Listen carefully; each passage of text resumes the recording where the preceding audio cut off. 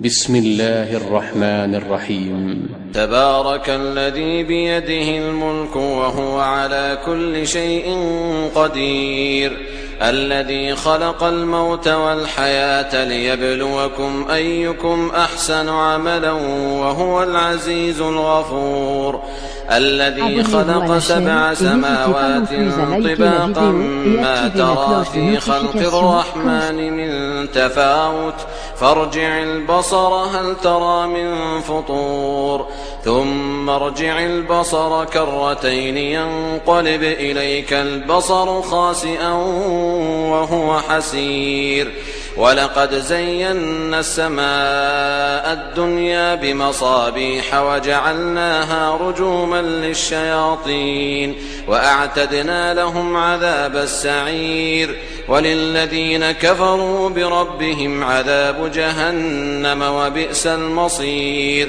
إذا ألقوا فيها سمعوا لها شهيقا وهي تفور تكاد تميز من الغيظ كلما ألقي فيها فوج سألهم خزنتها ألم يأتكم نذير قالوا بلى قد جاءنا نذير فكذبنا وقلنا ما نزل الله من شيء إن أنتم إلا في ضلال كبير، وقالوا لو كنا نسمع أو نعقل ما كنا في أصحاب السعير، فاعترفوا بذنبهم فسحقا لأصحاب السعير.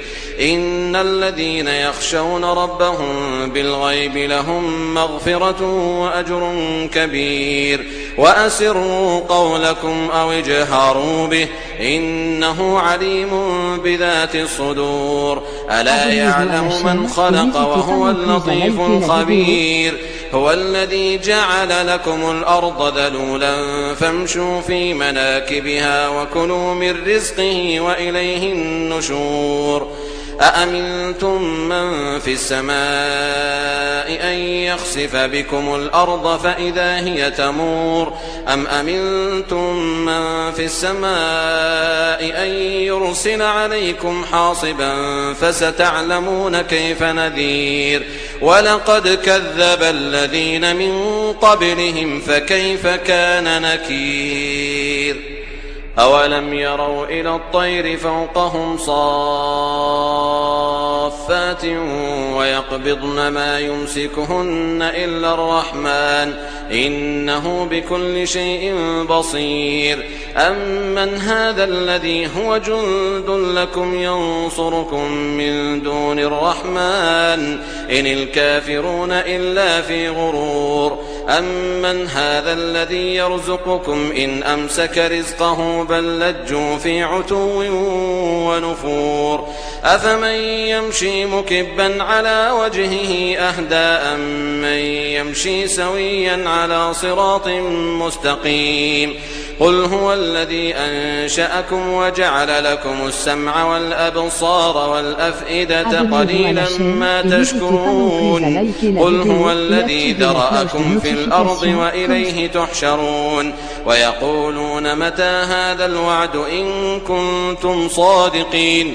قل إنما العلم عند الله وإنما أنا نذير مبين. فلما رأوه زلفة سيئت وجوه الذين كفروا وقيل هذا الذي كنتم به تدعون.